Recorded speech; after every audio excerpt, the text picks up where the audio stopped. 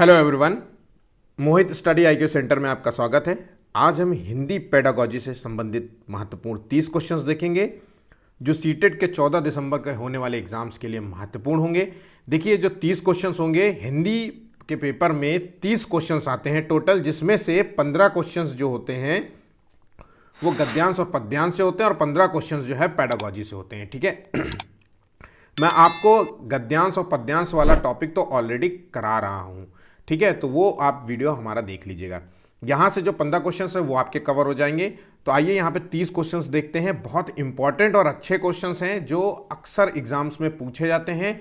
नए क्वेश्चंस हैं, मैं फिर से कहूंगा नए पैटर्न पे नए क्वेश्चंस हैं आपको मिलेंगे जो एग्जाम्स में पूछे जाएंगे। मैं फैक्ट्स बताऊंगा, वो फैक्ट्स बहुत इंपॉर्टेंट है। एक वीडियो से मैक्सिमम सिलेबस मैं आपका कवर करा देता हूं, क्योंकि हर तरीके के आपको क्वेश्चंस यहां पे मिलते हैं। ठीक है, तो इस वीडियो को पूरा आखिर तक जरूर देखिएगा, एक एक क्वेश्चंस को सॉल्व करिएगा। जो क्वेश्चंस नहीं आते उससे रिलेटेड जो है फैक्ट्स आप जो है अपने नोट्स में लिखिएगा। मैं हमेशा कहता हूं कि आप अपने नोट्स जरूर बनाइए। नोट्स हैं जो आपके अच्छे से अच्छे नंबर जो है आपको दिला सकते हैं। ठीक है, तो आइए जो है कि क्वेश्चंस देखते हैं। अगर वीडियो पसंद आए तो प्लीज़ वीडियो को लाइक करना बिल्कुल मत भूलिएगा। जो टारगेट है वीडियो का उसको कंप्लीट कराने में मदद करिए। 10 है टारगेट, केवल 10 लाइक्स का टारगेट है और लाइक्स हमें मोटिवेशन देता है। हम डेली आपके लिए इसी प्रकार से वीडियोस लेकर के आते हैं। कमेंट करिएगा। आपको जो है अगर आपसे हमें कुछ कहना है तो आप हमें कमेंट कर सकते हैं। वीडियो को ज़्यादा से ज़्यादा दोस्तों तक जो है लोगों तक शेयर करिएगा ताकि वो भी इस वीडियो का लाभ ले सकें, और चैनल को सब्सक्राइब कर लीजिएगा ताकि जो है अगला नोटिफिकेशन आपको मिल जाए। तो चलिए आइए देखते हैं क्या क्या क्वेश्चंस हैं। पहला क्वेश्चन है जो कि बहुत पूछा जाता है, और देखिए शब्दों को पकड़ने की कोशिश किया करिए। वो शब्द क्या है, जब तक शब्द की परिभाषा नहीं पता होगी तो आप जो है क्वेश्चंस नहीं कर पाएंगे। तो शब्द की मीनिंग का पता होना बहुत ज़रूरी है, नहीं तो अगर आपको मीनिंग नहीं पता है तो आपके लिए क्वेश्चन जो है कोरे कागज के बराबर है। आप जो भी आपका जो मन करेगा वो आप लगा देंगे। ठीक है, तो ध्यान रखिएगा। आइए पहला क्वेश्चन देखते हैं। जब भाषा स्वाभाविक रूप से सीखी जाती है और बिना किसी व्यवस्थित अभ्यास के, तब इसे क्या कहा जाता है? अब देखिए, मतलब कह रहा है कि भाषा जो है स्वाभाविक रूप से बिना किसी नियम के सीखी जाती हो, बिना किसी नियम, इसमें नियमों का कोई रोल नहीं हो, स्वभाव है ना, स्वाभाविक नियमों का कोई नहीं हो, या फिर कह सकते हैं कि जो है सामाजिक रूप से सीखी जा रही हो। तो स्वाभाविक रूप से, सामाजिक रूप से, घर परिवार के माध्यम से सीखी जाती हो। ठीक है, नियमों के जो है आचरण में नहीं बंधी हो, तो और व्यवस्थित अभ्यास, बिना किसी व्यवस्थित अभ्यास मतलब किसी स्कूल के जाकर के किस एक नियम के तहत जो है पढ़ाई करके उसके बारे में जानकारी, इस तरीके से जो है बिना इसके सीखी जाती हो तो उसे क्या कहा जाता है? तो यहाँ पे एक शब्द दिया गया है अर्जन। तो यहाँ पे ध्यान रखिएगा, अर्जन है, इसे कहते हैं भाषा अर्जन, इसे कहा जाता है भाषा अर्जन। और एक दूसरा शब्द यहाँ पे दिया है जिसे लिखा है अधिगम। तो ये दोनों शब्द बहुत इंपॉर्टेंट, आंसर तो है यहाँ पे डी। इन दोनों टर्म्स को बिल्कुल लिख लीजिएगा। अर्जन जहां पे सांस्कृतिक, सामाजिक, स्वाभाविक रूप से व्यवस्थित, बिना व्यवस्थित अभ्यास के सीखना, पर यहां पे जो व्यवस्थित अभ्यास का टर्म दिया है ये है अधिगम में। अधिगम में जो है नियमों के तहत सीखा जाता है। इसमें बच्चों को नियम सिखाए जाते हैं, इसमें बच्चों को व्याकरण सिखाए जाते हैं। ठीक है, अब ये कहाँ से सीखेगा? स्कूल से सीखेगा, किताबों से सीखेगा, किताब है, लाइब्रेरी है, तो यहाँ से। तो अधिगम जो होता है, भाषा अधिगम, इनके तहत सीखी जाती है, और अर्जन जो है वो स्वाभाविक रूप से सीखी जाती है। यहाँ पे चीज़ें क्लियर हो गई होंगी। इतना आपने अगर नोट कर लिया है तो इसके संबंध में आपसे क्वेश्चन हिंदी पेडागोजी में एक क्वेश्चन जरूर मिलेगा और आप फिर गलत नहीं करेंगे। ठीक है, नेक्स्ट क्वेश्चन देखिए। निम्नलिखित वाक्य के संदर्भ में कौन सा कथन यहाँ पे सही नहीं है? ठीक है, इस चीज को ध्यान रखिएगा। ऑफलाइन पेपर होता है, एक पेपर आपको मिलेगा, तो आप जब क्वेश्चन सॉल्व करिएगा तो इस तरीके से गोला और इस तरीके से लाइन जरूर लगा लीजिएगा, ताकि जब आप पेपर सॉल्व करें तो आपको इस पॉइंट्स पे ध्यान रहे कि हमें किस चीज पे गौर करना है। तो देखिए, कविता, गीत और मंत्र वे तरीके हैं जिससे बच्चे शब्द एवं वाक्य संरचना रटते हैं, या फिर उच्चारण का अभ्यास करते हैं, या फिर विषय वस्तु के माध्यम से व्याकरण सीखते हैं, या शब्द संपदा जो है बढ़ाते हैं। तो मतलब शब्द संपदा बढ़ाने का मतलब है अपने वोकैब बढ़ाते हैं, अपने शब्दावलियां बढ़ाने की कोशिश करते हैं। तो यहां पे जो कि सही नहीं है वो है व्याकरण सीखना। यहां पे आंसर देखिए सी गलत है। मैं आपको पहले भी कह चुका हूं, व्याकरण सीखना, रटना, ये जैसे शब्द आए तो वो उसे तुरंत गलत कर दीजिए। लेकिन देखिए कविता और गीत और मंत्र तरीके जिससे बच्चे जो है शब्द और वाक्य संरचना रटते हैं कि किस तरीके से जो है लय होती है ना, तो लय तो तभी आएगी ना जब आपको ये पता होगा कि किस शब्द के आगे क्या होगा, है ना।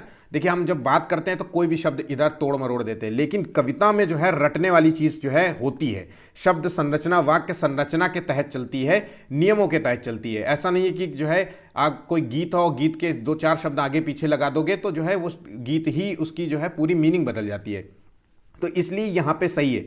लेकिन अगर एक भाषा शिक्षण में नया नॉर्मल क्वेश्चन दिया जाए और उसमें व्याकरण शिक्षण हो, व्याकरण सीखने, नियम सीखने, है ना, सूत्र सीखने, ऐसी शब्द परिभाषा सीखने जैसे शब्दावलियाँ यूज हो रही हो तो उसे तुरंत काट दीजिए। तो यहाँ पे इसी का आधार बना के हम काटते हैं। यहाँ पे जो गलत है वो है व्याकरण सीखने वाला। ठीक है, हम कविता शिक्षण के माध्यम से लय ताल का आनंद लेते हैं।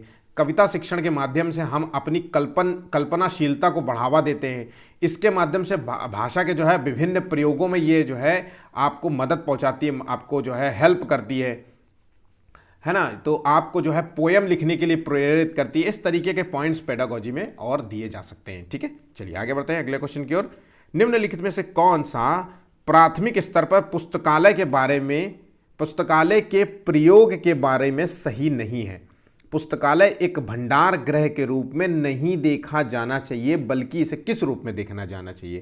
तो देखते हैं, शिक्षार्थियों को बाल साहित्य की विविध प्रकार की विधाओं को देखने का मौके मिलने चाहिए, या फिर पुस्तकालय के साथ संलग्नता के सक्रिय परिवेश के रूप में देखा जाना चाहिए, या अध्यापक और दूसरे वयस्क भी पुस्तकालयों में आदर्श पठन व्यवहार प्रदर्शित कर सकते हैं, या पुस्तकालय में जो है पाठ्य पुस्तकों का स्वर पठन सर्वाधिक उपयुक्त रूप से हो सकता है। तो देखिए यहाँ पे जो सही आंसर है बल्कि किस चीज़ के लिए जो है, तो यहाँ पे थर्ड का आंसर है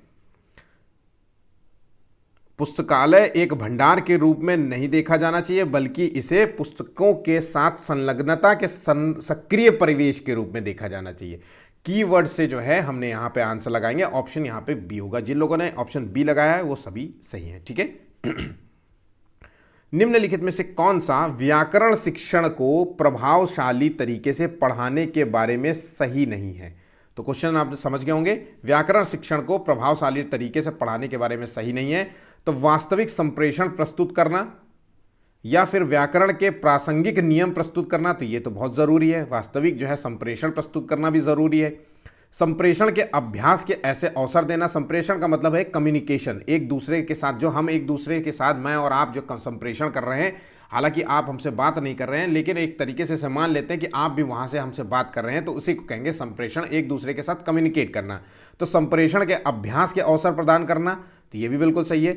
उसकी जगह यहाँ पे जो दिया हुआ है व्याकरण के नियम और कंठस्थ कराना, रटना, याद करवाना, है ना, ये चीज़ों को जो है यहाँ पे सही नहीं है। व्याकरण शिक्षण को प्रभावशाली तरीके से सीखने के बारे में सही नहीं है, बल्कि उसके बारे में जो है तरीका ये होना चाहिए कि नियमों की जानकारी होना चाहिए, है ना, ज़्यादा से ज़्यादा जो है व्याकरण का प्रयोग करने के जो है मौके मिलने चाहिए, है ना। तो ये चीज़ें होनी चाहिए, ठीक। बल्कि याद कराना, नियमों को रट्टू तोता कराना, रटना, ये चीज़ें यहाँ नहीं होनी चाहिए। अगला क्वेश्चन देखते हैं, निम्नलिखित में से कौन सा साक्षरता शिक्षण उपागम अक्षरों और ध्वनि के बीच संबंध पर बल देता है? यहाँ पे देखिए अक्षर और ध्वनि के बीच जो है संबंध पर बल देता है। तो कौन सा साक्षर शिक्षण उपागम है? तो यहाँ पांचवें का जो आंसर है वो है ध्वनि विज्ञान निर्देश, इसे कहते हैं। याद रखिएगा, इसको नोट कर लीजिए। मैं फिर से कहूँगा, इसे नोट कर लीजिए कॉपी अपने नोट्स में। अक्षरों और ध्वनि के बीच के संबंध को कहा जाता है ध्वनि विज्ञान निर्देश। कुछ पॉइंट्स ऐसे होते हैं जो थोड़े थ्योरेटिकली होते हैं, तो इस परिभाषा को आप बस इतना लिख लीजिए, ठीक है। और समग्र भाषा पद्धति क्या होता है? इसमें जो है भाषा विकास जो है, ध्यान रखिएगा, इसमें भाषा विकास पर बल दिया जाता है। इसमें भाषा विकास पर बल दिया जाता है, ठीक है। तो समग्र भाषा पद्धति का जो है यूज़ होता है, इससे भाषा जो है विकास जो है समग्र भाषा विकास पे काम करती है। व्याकरण में इसमें नियमों की जानकारी दी जाती है ना, नियमों को जो है जानकारी दी जाती है, अर्थ को समझने के जो है ये चीज़ें होती हैं। और एक और होता है जिसे कहते हैं संप्रेषणात्मक, जिसमें आपसी बातचीत में मिल जाता हेल्प होती है। तो ये पहला वाला क्वेश्चन था, इससे जस्ट ऊपर वाला। ठीक है, तो ये चीज़ें समझ के होंगे। आगे बढ़ते हैं अगले क्वेश्चन की ओर। निम्नलिखित कथनों को पढ़िए तथा समग्र भाषा उपागम के संदर्भ में सही को चुनना है। तो समग्र भाषा उपागम जो है बच्चों की बनाई वर्तनी के प्रयोग को प्रोत्साहित करता है, या फिर समग्र भाषा उपागम में बच्चे पढ़ना सीखने के लिए वर्ण तथा ध्वनियों से आरंभ करते हैं, या समग्र भाषा उपागम रचनावाद पर आधारित होता है। तो यहाँ पे छठवें का आंसर है जो रचनावाद पर आधारित होता है। तो ये तो बिल्कुल सही है। और इसमें समग्र भाषा उपागम बच्चे की बनाई वर्तनियों के प्रयोग को प्रोत्साहित करते हैं, तो ये भी बिल्कुल सही है। लेकिन यहाँ पे समग्र भाषा उपागम जो है बच्चे पढ़ना सीखने के लिए वर्ण तथा ध्वनियों से आरंभ करते हैं, तो ये पॉइंट यहाँ पे गलत है। ऑप्शन यहाँ पे जो सही है वो ऑप्शन बी सही है। ठीक है, ए और सी सही है और बी यहाँ पे गलत होगा।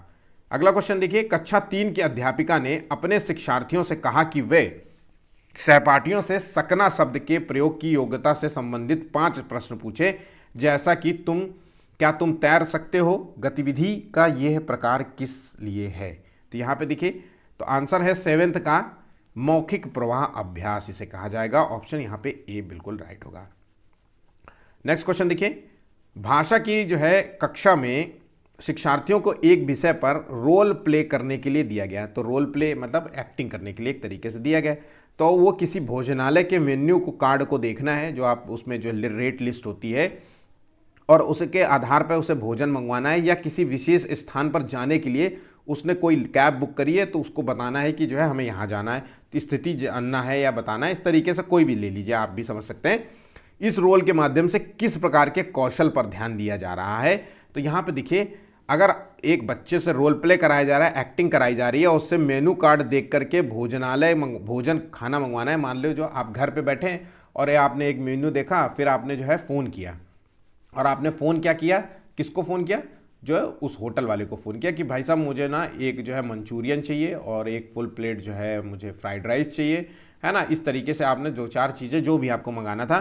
तो इसमें पूछा जा रहा है कि किस प्रकार के कौशलों पर ध्यान देना होगा। तो देखिए, आप ऑर्डर किया तो आपने पहली चीज़ क्या किया, आप तो वाचन होगा, पहली बात तो आपको बोलना होगा। ठीक है, स्पीक, वाचन कौशल जो है यहाँ पे एक्टिव है। उसके बाद वहाँ से जो होटल में जो भी होगा, वो फ़ोन जो उठाएगा आपका, वो आपको कुछ बोलेगा, तो श्रवण कौशल होना चाहिए।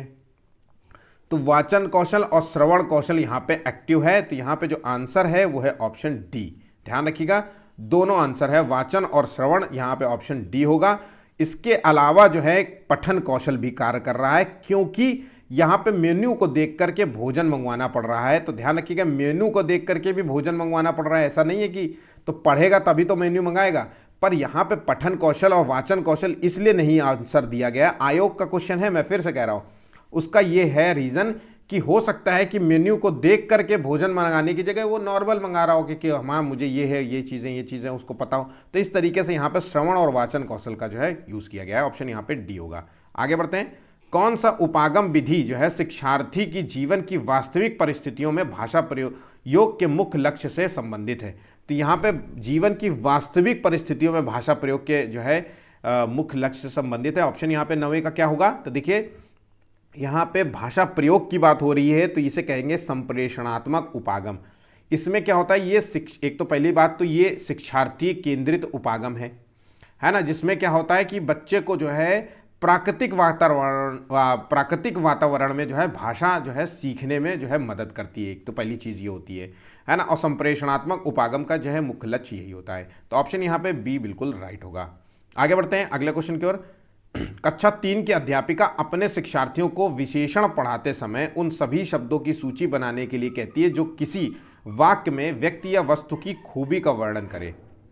यह कार्य सहपाठियों के साथ चर्चा करके या करने के लिए कहती है, और शब्द संपदा बढ़ाने का कौन सा जो है तरीका है। तो यहाँ पे देखिए सही आंसर क्या होगा, 10वें का आंसर है। थोड़े हार्ड क्वेश्चन है, लेकिन आप समझिएगा तो क्वेश्चंस को कर पाएंगे। शब्दों को जो है तोड़ने का प्रयास करिए। तो यहाँ पे है संदर्भ में, नहीं एक सेकेंड, आंसर समझने दीजिए। यहाँ पे जो आंसर होगा शब्दों के साथ संबंध बैठाना, तो ये आंसर गलत है। यहाँ पे एक 1 सेकेंड प्लीज। शब्दों के साथ संबंध बैठाना, वर्णन करने वाले शब्द, संदर्भ वाला, यहां संदर्भ में शब्द संपदा, ऑप्शन यहां पे डी बिल्कुल राइट होगा।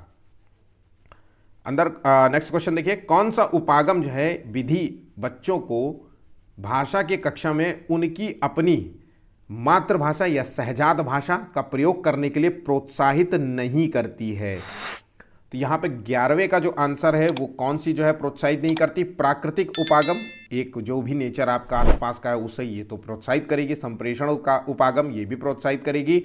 श्रव्य भाषिक विधि तो ये भी करेगी। यहाँ पे जो डायरेक्ट मेथड है जिसे कहेंगे प्रत्यक्ष विधि, ये जो है प्रोत्साहित नहीं करती। ध्यान रखिएगा, प्रत्यक्ष विधि को हम अन्य नामों से भी जानते हैं जिसे कहते हैं सुगम विधि। इस चीज को नोट कर लीजिए, अगर आप नोट कर रहे हैं तो सुगम विधि इसे कहते हैं हम सुगम विधि। दूसरा कहते हैं प्राकृतिक विधि, जो कि जो है प्रत्यक्ष विधि को हम प्राकृतिक विधि भी कहते हैं। ठीक है, एक और नाम है जिसे कहते हैं निर्वाध विधि। ठीक है, ये सब पर्यायवाची है। तो इसमें क्या होता है, मातृभाषा की सहायता न लेकर के जो है बच्चों को लिखित अभ्यास के द्वारा, मौखिक अभ्यास के द्वारा हम भाषा को सिखाते हैं। ध्यान रखिएगा, तो एक तरीके से मातृभाषा का यूज ना करके हम अन्य भाषा का ज्ञान करते हैं, ज्ञात है ना, अब अन्य भाषा सिखाते हैं। इसमें मातृभाषा की जगह अगर कभी लिख के आ जाए क्षेत्रीय भाषा, तो यहाँ पे ध्यान रखिएगा इसे क्षेत्रीय भाषा भी कह सकते हैं। तो क्षेत्रीय भाषा का जो है यहाँ पे प्रयोग नहीं होता डायरेक्ट मेथड में। ठीक है, इस चीज को ध्यान रखिएगा। अगला क्वेश्चन देखते हैं। कक्षा 5 की एक विद्यार्थी कहती है कि मैं अपना काम अध्यापक को देने से पहले सटीकता के लिए अंतिम फाइल के रूप में जांचती हूँ। मतलब अगर टीचर को आप एक कॉपी है उसमें होमवर्क मिला है और होमवर्क जो है मान लीजिए या क्लास वर्क मिला है कुछ करने के लिए, और क्लास वर्क को जो है उसने लिख लिया पूरा, और किताब कॉपी जो है नोट कॉपी देने से जमा करने से पहले टीचर के पास वो एक बार सरसरी निगाह से देखती है। तो इस विद्यार्थी लेखन के जो है किस चरण में है? तो प्रारूप या पुनः प्रारूपण या प्रूफ रीडिंग या सहपाठी मूल्यांकन कहा जाता है। तो यहाँ पे 12वें का जो आंसर है उसे कहते हैं प्रूफ रीडिंग। ध्यान रखिएगा, प्रूफ रीडिंग इसे कहते हैं। ठीक है,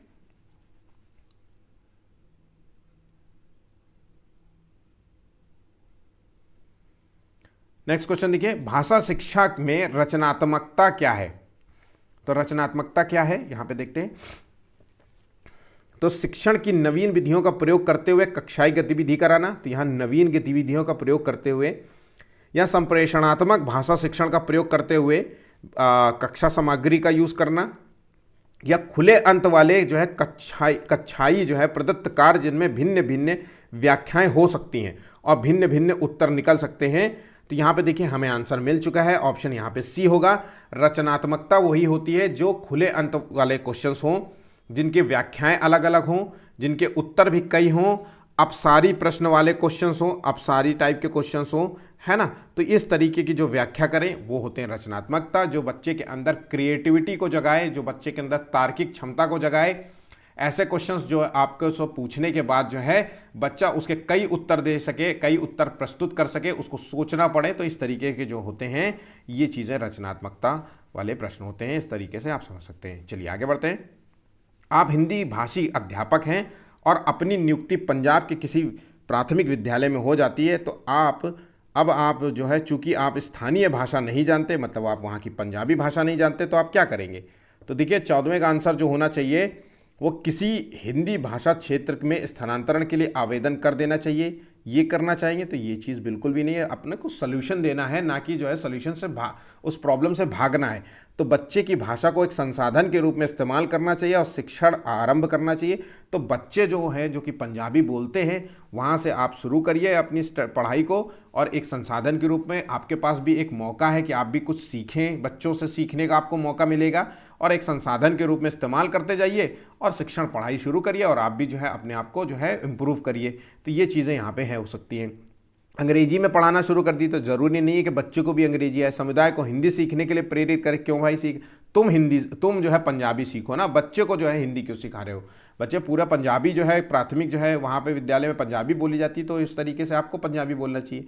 तो यहाँ पे आंसर जो है बिल्कुल जो है बी के ज़्यादा इर्द गिर्द घूम रहा है। ठीक है, प्राथमिक स्तर के विद्यालयों को पढ़ाते समय प्राथमिक स्तर के विद्यार्थियों को पढ़ाते समय आप हिंदी भाषा संबंधी किस जो है पक्ष पर सर्वाधिक बल देंगे? तो व्याकरण के ज्ञान पर ज़्यादा बल दिया जाएगा या फिर जो है भाषा ज्ञान पर? या फिर भाषा के प्रयोग या व्याकरणिक नियमों पर। तो यहाँ पे जो है अगर हम किसी बच्चे को पढ़ा रहे हैं तो उसके भाषा का प्रयोग किस प्रकार का है इस पर हम जरा ज़्यादा बल देंगे। व्याकरणिक नियमों की तो जानकारी के तो बात ही मत करना, ठीक है। तो यहाँ पे तो इसको पहले काट देना है ना। व्याकरणिक ज्ञान पर भी बात नहीं करनी है, व्याकरणिक प्रयोग, भाषा प्रयोग, ध्यान रखिएगा भाषा के प्रयोग पर बात हो रही है यहाँ। तो किस तरीके से आप बच्चे जो है उस भाषा का प्रयोग कर पा रहे हैं इस चीज़ पर ध्यान देना है, ठीक है। उच्च प्राथमिक स्तर पर हिंदी भाषा विकास के लिए कौन सी गतिविधि उपयोगी नहीं हो सकती। तो देखिए हिंदी भाषा विकास के लिए जो गतिविधि उपयोगी नहीं हो सकती इस चीज़ को देखते हैं। तो पढ़ी गई कहानियों का समूह में नाट्य रूपांतरण करना, तो ये तो भाई हिंदी भाषा के विकास के लिए उपयोगी हो सकती है। विज्ञापन, पोस्टर, जो भी साइन बोर्ड हैं, भाषा के अन्य उपयोगों का विश्लेषण करना कि किस पोस्टर में क्या लिखा है, ये चीज़ भी भाषा विकास हो सकता है। अगर एक बार हिंदी लिखी है, मान लीजिए कोई शब्द लिखा है हिंदी है ना, दवाई लिखा है, तो दवाई के नीचे आप देखेंगे कि ME मेडिसिन लिखा है। तो इस तरीके से आप भाषा का यूज़ करेंगे तो आप हिंदी शब्द को पढ़कर ये अंदाज़ा लगा सकते हैं कि नीचे इसका मीनिंग जो है इंग्लिश में मेडिसिन होता है। तो ये तरीके से जो है आप समझ सकते हैं। तो उनका विश्लेषण करना चाहिए, बिल्कुल सही है ना। तो कौन सी गतिविधि नहीं है, तो मुहावरों के अर्थ लिखकर वाक्य बनाना, तो ये चीज़ गतिविधि यहाँ पे गलत हो जाती है। बल्कि बाकी सब है, सूचना, डायरी लेखन आदि कार्य करना, ये सब हो सकता है। लेकिन यहाँ पे किसी चीज़ है शब्द मुहावरे का अर्थ लिख करके उसके वाक्य बनाने का प्रयास करना, ये भाषा विकास के लिए उपयोगी नहीं मानी जाती है, ठीक है। अगला पॉइंट देखते हैं। यदि एक बालक किसी एक भाषा का अच्छा पाठक या अच्छी पाठिका है तो वह दूसरी तथा किसी अन्य भाषा का अच्छा पाठक हो सकता है या सकती है जब वह दूसरी अन्य भाषा सीखता है। इसे जाना जाता है क्या। तो कहने का मतलब है कि एक जो है बालक, जो बच्चा है, वो हिंदी जानता है ना। अब वह अपनी दूसरी अन्य भाषा का अच्छा पाठक या हो सकता है, तो वो इंग्लिश सीखना चाह रहा है तो दूसरी अन्य भाषा सीखता है ना। तो इसे जाना जाता है पठन क्षमता से, या फिर इसे पढ़ने की राजनीति से, या कौशल का अंतरण से। तो ध्यान रखिएगा, कौशल का अंतरण इसे कहेंगे। हिंदी से इंग्लिश की तरफ जाना ये अंतरण कहलाता है, कौशल का अंतरण इसे जाना जाता है, कौशल का अंतरण। और ये बच्चे के अंदर एक अच्छे जो है मतलब जो है एक अच्छे इफेक्ट डालता है। कई बार क्वेश्चन आपका आता है कि हिंदी से इंग्लिश की तरफ अंतरण करना बच्चे के अंदर जो है बहुत सारी कमियां छोड़ सकता है, बिल्कुल भी नहीं। इसे एक संसाधन के रूप में देखना चाहिए, इसे एक सीखने के रूप में देखना चाहिए, इसके बच्चे के जो है ग्रोथ के रूप में, मेंटल ग्रोथ के रूप में देखना है। क्योंकि अब बच्चा क्या है, एक भाषी से द्विभाषी होने वाला है।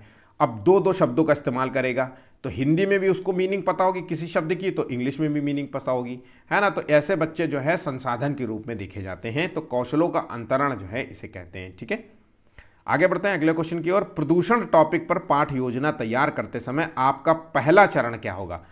तो देखिए यहाँ पे पहला चरण क्या होगा, तो प्रदूषण जो है टॉपिक पर पाठ योजना तैयार करते समय पहला चरण क्या होगा, तो शिक्षण सामग्री का चयन करना ये होना चाहिए, या फिर प्रस्तावना संबंधी प्रश्न तैयार करना, या उद्देश्य बनाना, या टॉपिक को बार बार पढ़ना। तो यहाँ पे इसको काट दीजिए, पहले तो ये नहीं होगा। उसके बाद जो है शिक्षण सामग्री का चयन करना, किस तरीके की सामग्री, तो इस शिक्षण सामग्री क्या टॉपिक में लिखना है इस तरीके से, या कि पेन जो है, तो ये चीज़ें यहाँ पे पेन कॉपी होना चाहिए, ये सब बकवास है। यहाँ पे जो सही आंसर है इसका है उद्देश्य बनाना। ध्यान रखिएगा, उद्देश्य। प्रदूषण के लिए पाठ योजना की जो है योजना बनाते समय टीचर पहले उद्देश्यों को तैयार करेगा। ध्यान रखिएगा, पहला जो मूल उद्देश्य होता है उसको उद्देश्यों को तैयार करना होता है। उसके बाद जो है विभिन्न चरणों का जो है यूज करना चाहिए, उसके बाद जो है विभिन्न चरणों का प्रयोग करना चाहिए।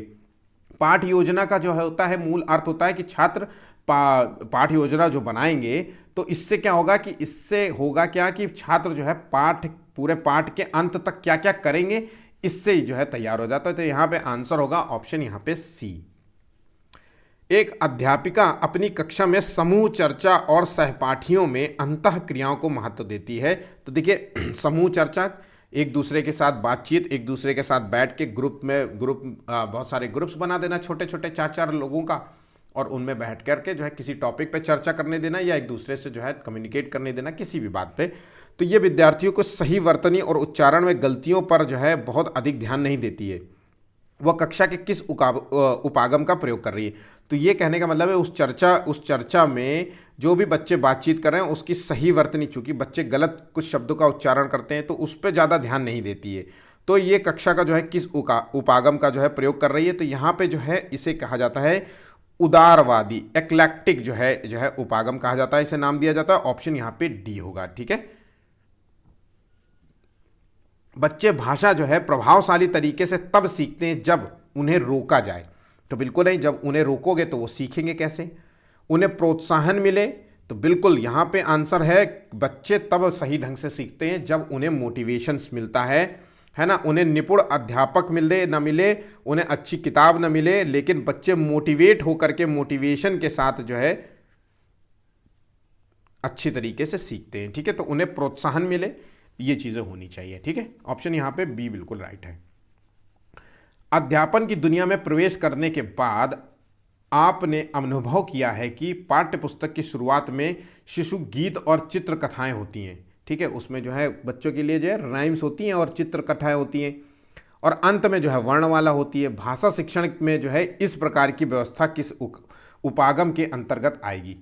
तो इसे देखिए 21वें का आंसर है, ध्यान रखिएगा, इसे कहते हैं टॉप डाउन उपागम। इस चीज़ को नोट कर लीजिए आप नोट्स में, इसे टॉप डाउन उपागम कहते हैं। इस चीज़ को नोट कर लीजिए, टॉप डाउन उपागम कहा जाता है।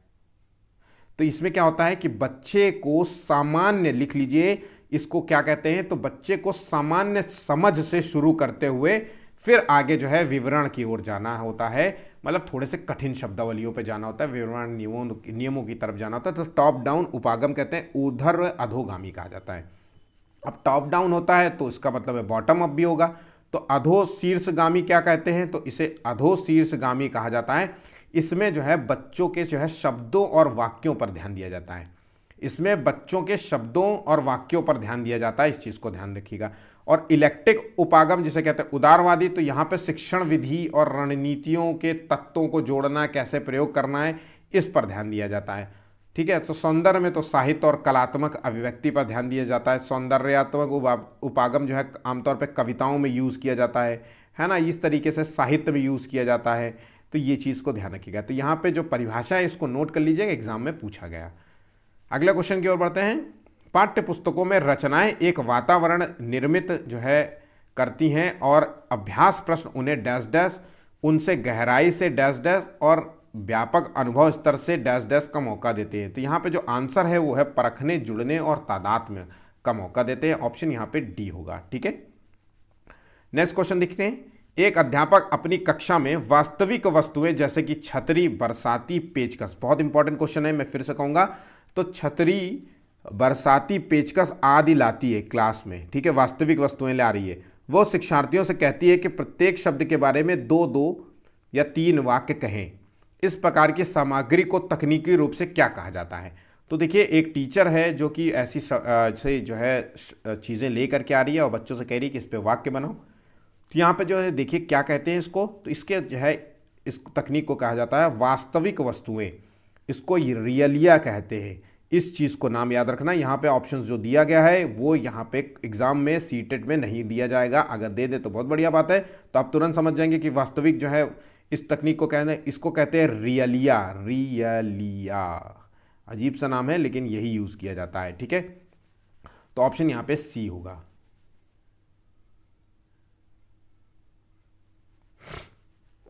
रियलिया क्या होता है? रियलिया होता है जो रोज़मर्रा की जो चीज़ें होती हैं, ज़िंदगी से जुड़ी हुई जो चीज़ होती हैं, नक्शा, टिकट, फल, समाचार, फूल, ये सब जो है जो भी आपके घर में यूज़ होती हैं, ऐसी वस्तुओं का जो है प्रयोग करना स्कूल में या बच्चों को सिखाने के लिए प्रयोग करना। इस पॉइंट्स को नोट कर लिए। मैं जो बात बताता हूँ, देखिए जो चीज़ें मैं आपको बताऊँ कि इस चीज़ को नोट कर लीजिए, तो रियलिया नोट कर लीजिए। और आप जब पेपर जाने से पहले आप अगर मेरे ये बनाए हुए नोट्स देखेंगे तो आप ये शब्द भी पढ़ेंगे। अब अगली बार जब क्वेश्चन आएगा रियलिया शब्द भी आ गया तो आप समझ जाएंगे कि अरे रियलिया मतलब है, इसका मतलब है कि मुझे जो है रोज़मर्रा की चीज़ें जो हैं क्लासरूम में यूज़ करना या घर में यूज़ करना, बच्चों को सिखाने के लिए छतरी, पेचकस और जो है दूसरे ऑप्शंस दिए जा सकते हैं। तो तुरंत आप जो है ये वास्तविक ऑप्शन सी लगा देंगे, क्योंकि यहाँ वास्तविक वस्तुएं जो है ऑप्शंस नहीं दिया जाएगा। ठीक है, तो इस चीज़ को ध्यान रखिएगा। आगे बढ़ते हैं। एक कक्षा 5 की भाषा जो है अध्यापक अपनी कक्षा में भाषा शिक्षण के लिए प्रतिदिन अनेक प्रकार की सामग्री जैसे समाचार पत्र, भोजन तालिका, रेलवे टिकट आदि लाती है।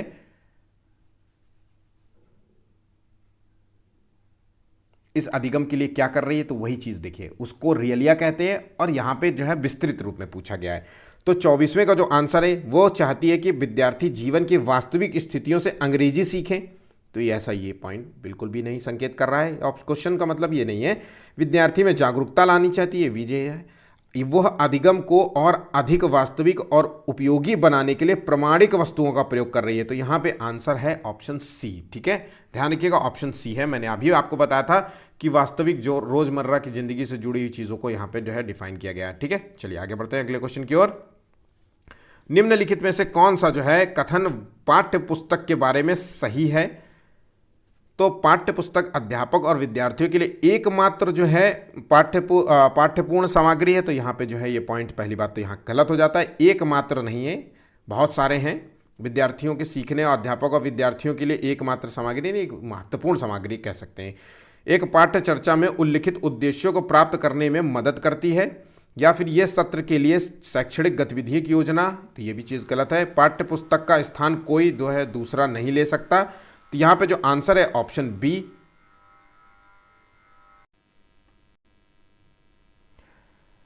अब नेक्स्ट क्वेश्चन, आपका पालन पोषण एक ऐसे गांव में हुआ है जहां सभी लोग हिंदी बोलते हैं। ध्यान रखिएगा, ऐसा गांव जहां पे हिंदी बोलते हैं, मतलब हिंदी भाषी क्षेत्र है। वहां का जो है आप कह सकते हैं कि जो है वहाँ की जो है क्षेत्रीय भाषा है वो हिंदी बोली जाती है। और आपने ये भाषा बिना विद्यालय गए सीख ली है, क्योंकि आपने भाषा अर्जन किया है वहाँ के वातावरण में रह करके, वहाँ के सांस्कृतिक लोगों से क्रियाकलाप अंतःक्रिया करके आपने ये भाषा अर्जन किया है। ये अधिगम का हिस्सा नहीं है। ठीक है, इस चीज़ को भी ध्यान रखिएगा। बाद में जब आप विद्यालय गए तो आपने अंग्रेजी और संस्कृत और हिंदी उर्दू सब सीखी, मतलब आपने ये अधिगम किया है। ठीक है, वो अर्जित की, ये अधिगम है। तो अब आप जो है अंग्रेजी भाषा प्रवाह के रूप में बोलते हैं, क्योंकि आपने अधिगम किया, नियम इसके सीखे, इसके नियम जाने, किताबें पढ़ी हैं इसकी। तो ये चीज़ें हो गई। अब आपकी भाषा जो है प्रथम भाषा कौन सी है? तो देखिए, पहली भाषा आपकी कौन सी है, इस चीज़ का आंसर देना है। तो आपकी जो है पहली जो भाषा है वो तो मातृभाषा है। तो मातृभाषा थी आपकी हिंदी। तो आंसर हो गया 26वें का डी। ठीक है, इस चीज़ को कंफ्यूज करने के लिए क्वेश्चन दिया गया, क्योंकि अब बच्चे जो है कह सकते हैं कि अब मेरी पहली भाषा अंग्रेजी है, पर ऐसा बिल्कुल नहीं है। आपकी प्राथमिक भाषा जो है वो तो आप जो है कितना भी आप अंग्रेजी बोल लीजिए, जैसे आप अपने परिवेश में आएंगे, उस वातावरण में आएंगे, तुरंत उसी भाषा में। आपने अक्सर देखा होगा हमारे गार्जियन, हमारे पेरेंट्स जो अक्सर गांव से बिलोंग करते हैं, उनका गांव घर में होता है, घर जो है उनका गांव में होता है, तो वो अक्सर गांव जब जाते हैं तो उसी भाषा में, उसी परिवेश में, उसी जो है वेशभूषा में आ जाते हैं, क्योंकि जो है वो उनकी प्राइमरी जो है चीज़ें हैं। तो जब भी वो ऐसी जगह में जाते हैं वैसे ही वो बिहेव करने लगते हैं, वैसी भाषा का प्रयोग करना है। तो आप भी वैसे करेंगे। अंग्रेजी भाषा का प्रवाह के बोलना यहाँ पे जो है प्राथमिक भाषा के रूप में नहीं देखा जाएगा। ठीक है, हिंदी है आपकी प्राथमिक भाषा। नेक्स्ट क्वेश्चन देखिए, भाषिक दक्षता शिक्षार्थियों को किसके सामर्थ्य बनाती है? किसके सामर्थ्य बनाती है? तो यहाँ पे भाषिक दक्षता, भाषा में पकड़ जो है आपको किसमें सक्षम बनाएगी? तो ये जानने की दक्षता कि कैसे और कहाँ भाषा का उचित रूप में प्रयोग करना है, इसमें दक्षता बनाएगी, या फिर अधिक से अधिक अंग्रेजी का प्रयोग करना सिखाएगी, या फिर व्याकरणिक नियमों के रूप में गलत और वाक्यों में अंतर करना सिखाएगी, या भले व्याकरणिक सही ना हो प्रवाह के साथ बोलने की दक्षता। तो यहाँ पे आंसर है ऑप्शन ए, ये जानने की दक्षता कि कैसे और कहाँ भाषा का उचित रूप में प्रयोग करना है। ये भाषिक पकड़ होना बहुत ज़रूरी। कई लोगों को आपने देखा होगा कि कई लोगों की भाषा पकड़ इतनी अच्छी होती है, शब्द टू शब्द जो है वो बिल्कुल उसी जगह वही शब्दों का इस्तेमाल करते हैं जो वहाँ पे रखने है ना। तो ये चीज़ होती कई। अब ये भाषिक दक्षता किनकी ज़्यादातर अच्छी होती? लेखक, कहानीकार, जो संगीतकार, गीतकार और जो शायरी, शेरो शायरी करते हैं, इनकी ज़्यादा होती। हिंदी का टीचर हो, है ना, बहुत एक्सपीरियंस टीचर, तो आपने उनकी दक्षता आपने अपने देखी होगी कि उनकी भाषा की पकड़ जो है कितनी अच्छी होती है। तो यही आंसर है इसका ऑप्शन। ठीक है, राघवी ने जयपुर जाने के लिए अपना आरक्षण करवाया है।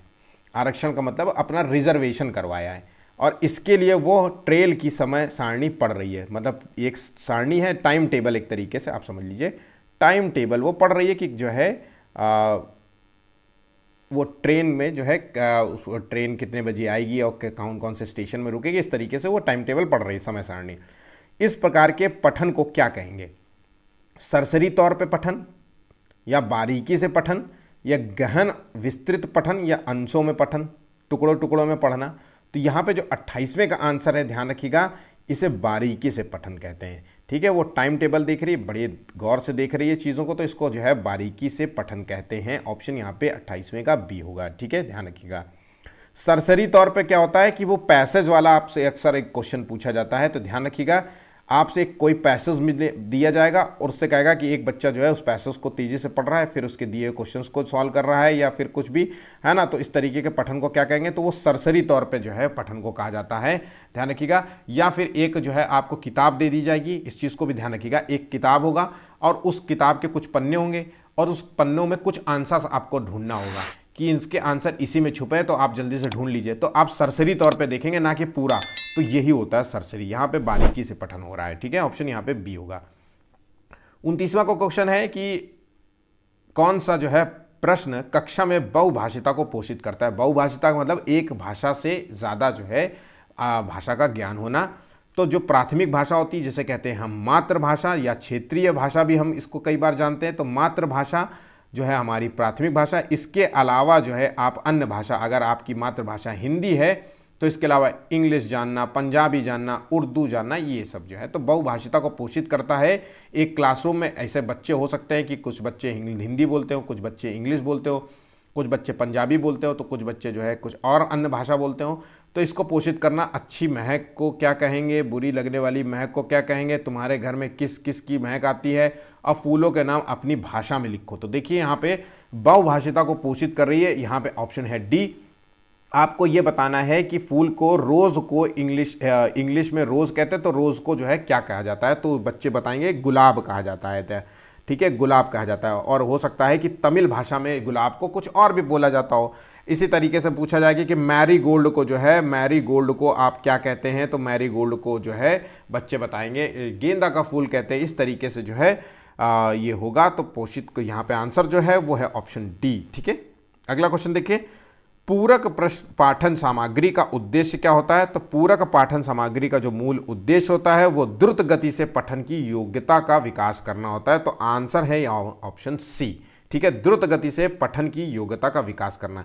यहाँ पे 30 जो क्वेश्चंस थे वो बहुत इंपॉर्टेंट क्वेश्चंस है, बहुत आएंगे ये क्वेश्चन। इसमें से 101% मैं लिख के देता हूँ कि एक क्वेश्चन आपको जरूर मिलेगा इस पेपर से केवल। ठीक है, इन टर्म्स को जो है याद कर लीजिएगा, नोट्स बना लीजिएगा, वीडियो को लाइक करिएगा, 10 लाइक्स का टारगेट है, टारगेट को कंप्लीट करने में मदद करिएगा, शेयर करिए ज़्यादा से ज़्यादा लोगों तक, और चैनल को सब्सक्राइब कर लीजिए ताकि ये आपको नेक्स्ट नोटिफिकेशन आपको मिल जाए। अगला वीडियो जो है हमारा जो है भाषा जो है गद्यांश और पद्यांश के पैसेज के संबंध में होगा, जो मैं आपको कराऊंगा। ठीक है, आज के लिए बस इतना ही, धन्यवाद।